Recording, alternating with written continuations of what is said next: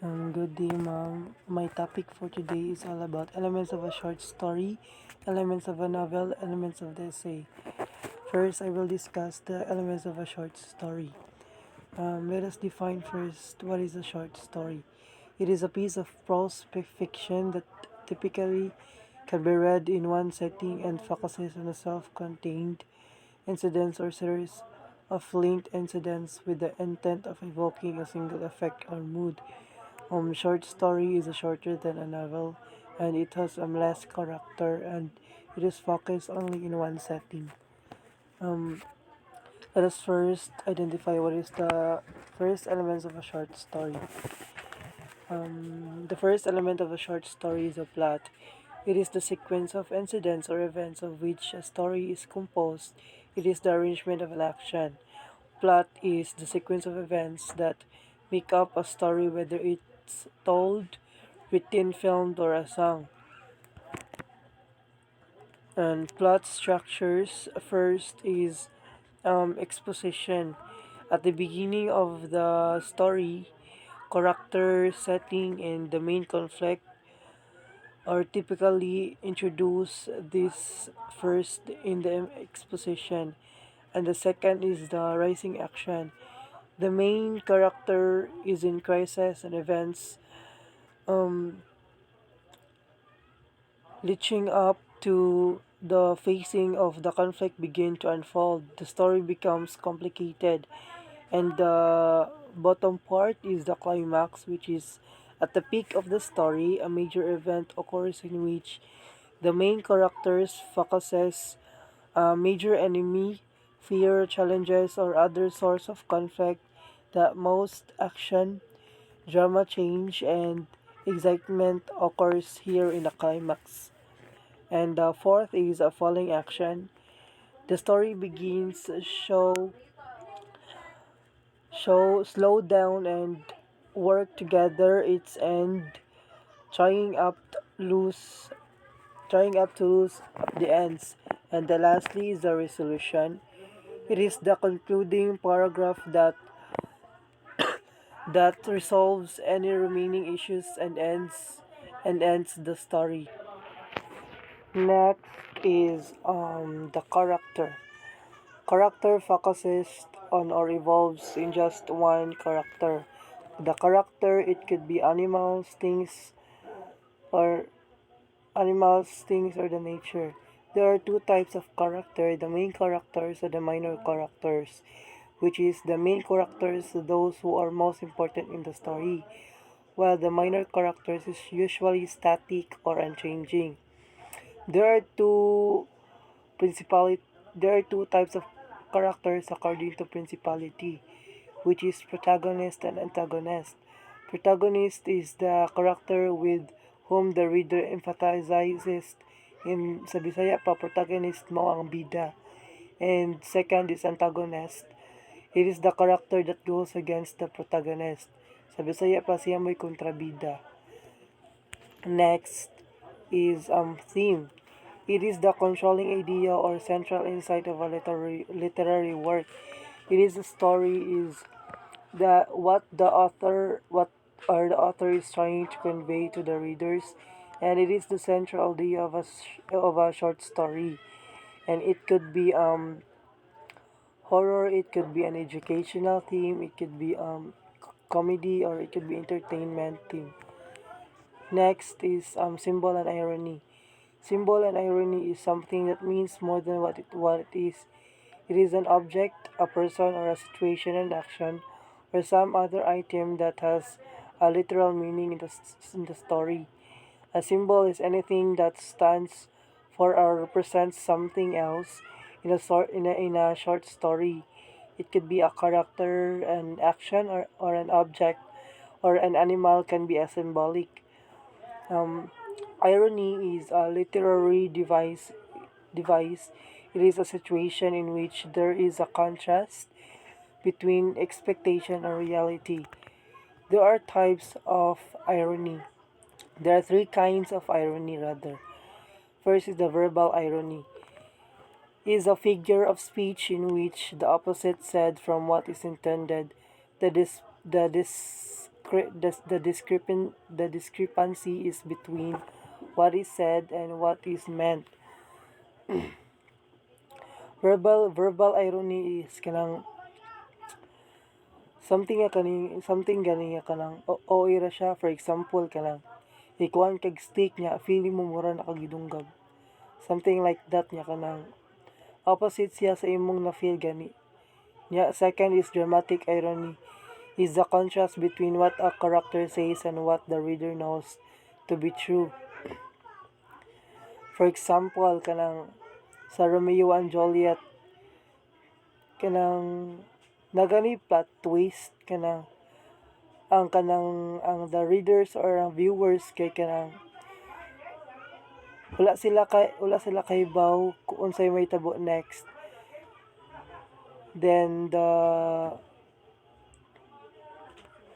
na siya plot twist ang story, which is the readers are kanang interesting to read or to to view.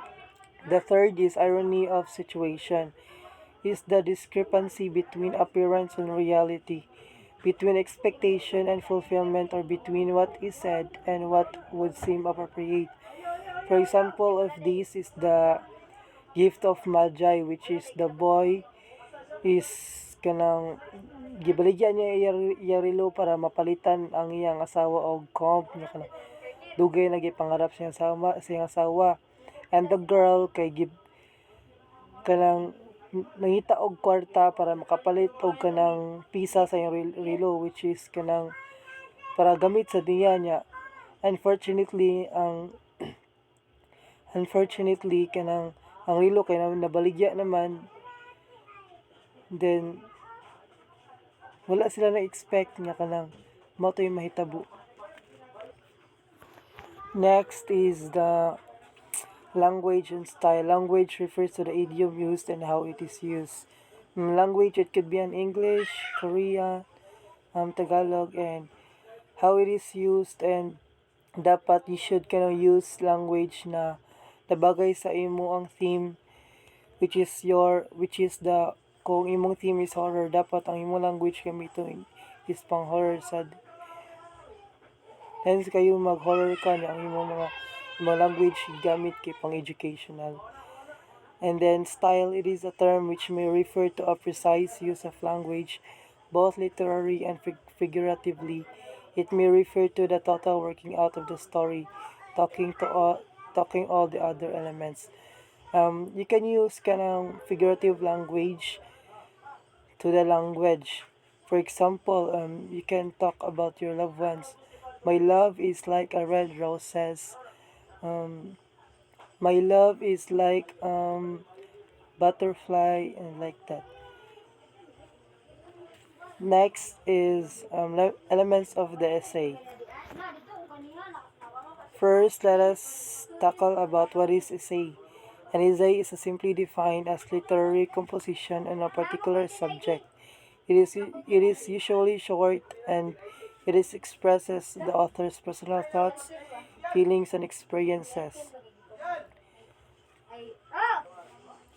Essay is your personal thoughts, or your personal thoughts that gives an evidences, so that your essay will be validated and informative.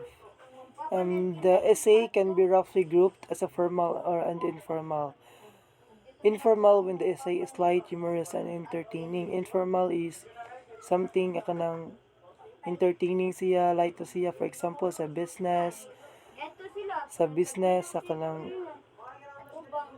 kanang company, mo na yung mga informal essays. Formal essays, when the essay is heavy, informative, and intellectually stimulating.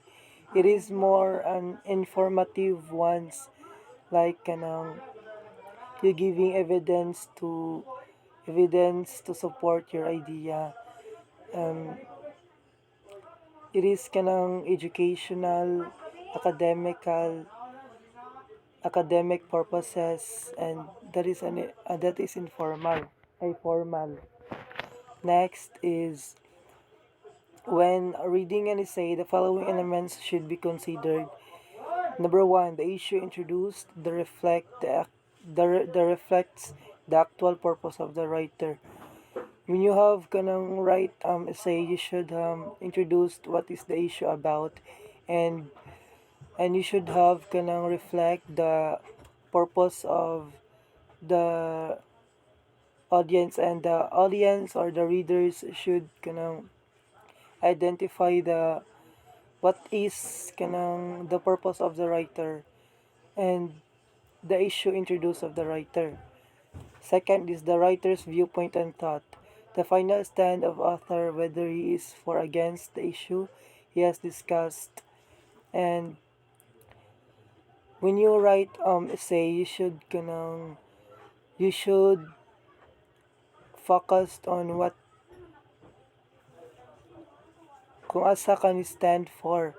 Like kung sa pros ka or sa cons, para the readers should identify clearly what is the issue all about and what is your personal thoughts about the topic. And the third is the relevance of the issue to the life of the reader. The readers to this refers to the reader's perception, responsiveness, and enjoyment of the theme. When you write an essay, you should have the connection of the audience, and it is more than interesting sila mo basa, so that your essay or your personal thoughts can be readable to everyone. Okay. There are three types of essay. First is introduction. States the main idea of the essay. Topic opens the essay topic of the reader and provides an overview of the essay. Introduction. Diri ni mo ibutang what is your topic all about. What is the meaning of your topic or your personal thoughts, and pwede sad mo butang kaog ka ng question mark na unsay naka interesting sa topic. And then the body, the second is the body, aka supporting paragraph. The body, diri nimo ibutang imong mga evidences about the topic, and kung nakagibutang sa introduction niya question mark, dapat sa body kay ma-answer na siya, and it should be support of evidences. The third is conclusion. It restates the thesis statement, the supporting points, and sums up the main point. Look back on the purpose of the essay, ending statement that makes you think. Conclusion is the dapat diri na mabutang tanan ang imong viewpoint kung unsa imong dapat ipasabot, and to sum up everything, and pwede ra sa kumabutang og kanang quote or motivational words or sentence na fit sa imong topic, para ang readers kay nasa ma-reflect sa ang kakaugalingon nga dapat tingali di ay ana. And lastly is the elements of a novel. First, let us define what is a novel. The novel is particularly applicable to a long work of prose fiction dealing with characters, situation, and scenes that represents those of real life and setting in action, and in the form of a plot. Novel is it is more about setting kanang para ang the viewers or the readers have an interesting to read and interesting to watch. Next is the elements of novel. First is the setting. Setting of a novel covers the time, place, and the background. It involves not only geography, but also the entire climate of beliefs, habits, and values of a particular region.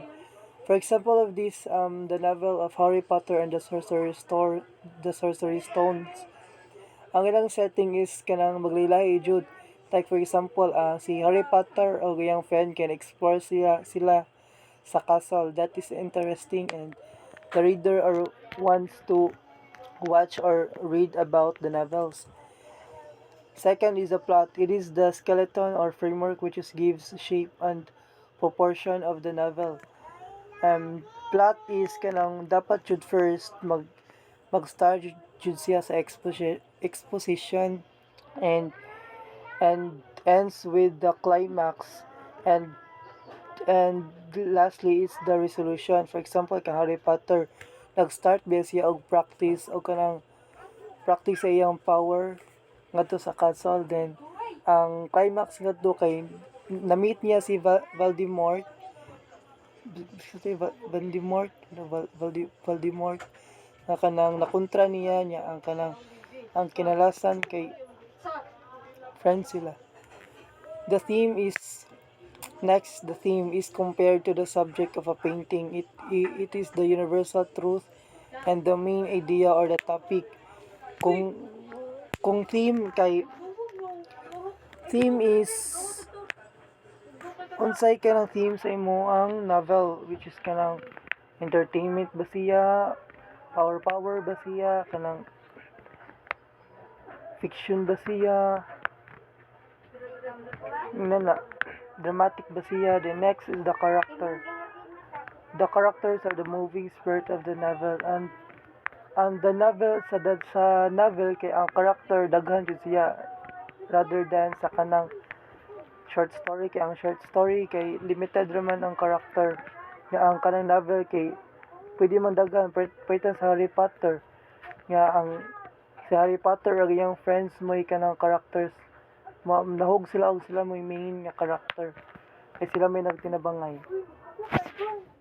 Next, maro ta akong discussions. Thank you for listening and believe in yourself and be brave always. Thank you.